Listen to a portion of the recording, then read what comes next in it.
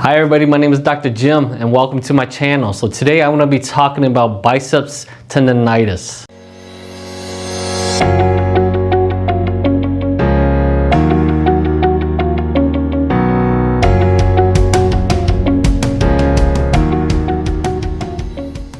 Okay, so before diving into what biceps tendonitis is, I'm going to talk a little bit anatomy here. So the biceps comprises of two muscles that originates in the shoulder, okay? So there's the long head and the short head. The long head is attached to the labrum and the short head is attached to the cord process of the scapula.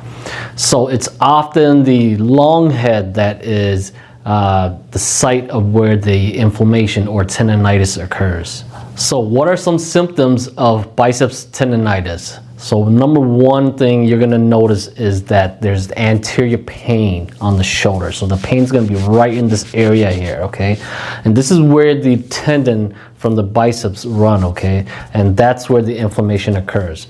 So that's number one. And the pain can also travel to your elbow area too. So that's number one. Number two is you're gonna feel some weakness. When you're trying to lift something, when you're trying to do some activity, you get that pain.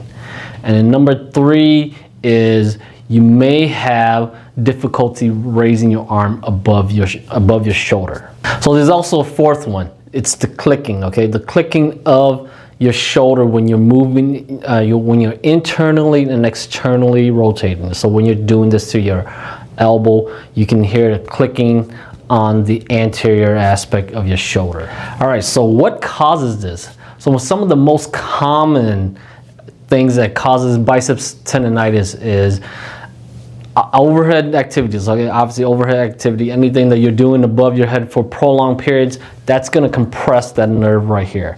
I'm sorry, not the nerve, the tendon right here. And if you are, let's say you're a baseball player, a softball player, especially softball, because they're underhand throwing, constantly doing this motion, that's going to put a lot of stress into that area. And this is for my cornhole players. If you're throwing this all day long too, and if you're not using your body, you're using all arm, that's going to cause compression of the tendon there, and that's going to stress that tendon, and that's going to cause pain. Also, if you're lifting a lot of weight, doing a lot of bicep curls, that's going to cause pain as well. If you have poor posture just compresses that area, it doesn't allow a lot of movement, and that's where you're going to get irritation of the tendon, and you're going to obviously get pain. All right, so what can you do to treat this? So number one thing is you got to rest the shoulder. You got to stop doing what it is that's causing the pain. So let's say, for example, if you're throwing the softball underhand a lot, or even baseball can cause the pain here too. If you're throwing the ball, throwing a cornhole bag, and it's causing you pain, you got to rest. Now I'm not talking about a week's rest, maybe a day or two. Usually that will allow enough time for the tendon to reduce in inflammation, and you can go about your activity. Number two is ice. You want to ice the area 15 to 20 minutes straight, and that should help decrease the inflammation in that area. And number three is you want to work on your technique. So if you, like earlier as I stated, if you're using a lot of arm versus using your whole body, your hips to throw, you want to change that technique. So instead of just using your arm, you want to use your whole body, so that there's less strain on the tendon. And then the next thing you want to do, let's say you have poor posture, right? Poor posture, again, kind of what I was talking about. Poor posture compresses the shoulder, pulls the shoulder forward. Now, if you start correcting the posture, it's going to allow more space for the biceps tendon to move in this area. So there's going to be less irritation. So I have a link here for the posture exercises, exercises in the videos if you would like to go back and take a look at that. And then another thing I want you to also do is avoid internal rotation. Anything that's going to cause you to turn your arm this way. So if you're reaching down to your back like this a lot, you don't want to do that, because that actually stretches the muscle, the tendon, and that's going to cause more pain, more irritation. It's already inflamed. You don't want to stretch it anymore. So that's the one thing I also want to stress. Do not stretch the biceps muscle when it's irritated, when you are having tendonitis in this area, because that's just going to make it worse, going to make it feel achy. The recovery may take a little bit longer. So I'm going to go over a couple of exercises for you to do at home so that you can start treating this, so you can get back to what you want to do.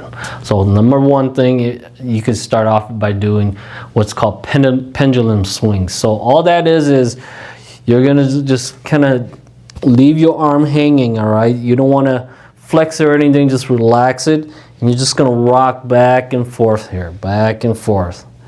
So you just want to do this about 30 times this way, and you also want to rock it side to side. So this is how it looks like from the front side. And this is me rocking it side to side, okay? So from side to side, that's all you're doing. Your arm is just dangling, and you're just rocking it back and forth 30 times that way as well. So that's number one. So the second thing you want to do is called cross friction massage, okay? So all you're doing is, let's say this is the biceps tendon that is bothering me.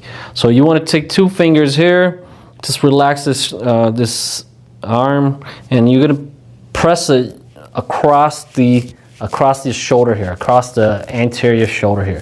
Then this is what I mean by cross friction, okay? So the tendon runs this way, and you want to go across it. So this is cross friction massage. You're gonna go do this about 30 to 60 seconds, or you can even go longer until you feel like the pain is starting to subside a little bit, okay? So this is a very, very helpful way of decreasing the inflammation, decreasing any swelling in that area, okay? And then the third thing you want to start doing is you want to start with either dumbbells, all right? 3 to 5 pound dumbbells. If you don't have a dumbbell, use a water bottle. I'm using a water bottle. All you're doing is you're gonna do hammer curls. So what that is you're keeping your arm, your hand straight like this, your arm straight, your wrist straight. All you're doing is you're just starting to do some hammer curls here. This is just helping stretch the muscle and also just starting to build a little bit more strength in those biceps. So that's what you want to do here. And all you're doing is 10 reps, nothing crazy. 10 reps of this in 3 sets. And then when you're done with that way, what I want you to do is turn the bottle or your dumbbell sideways here, and you're going to do 10 reps of this way, and also 3 sets as well. So thank you for watching. If you like the content and if you enjoyed the information that I've given you here, please like, subscribe, and share my channel. I appreciate it. And until I see you guys again, take care.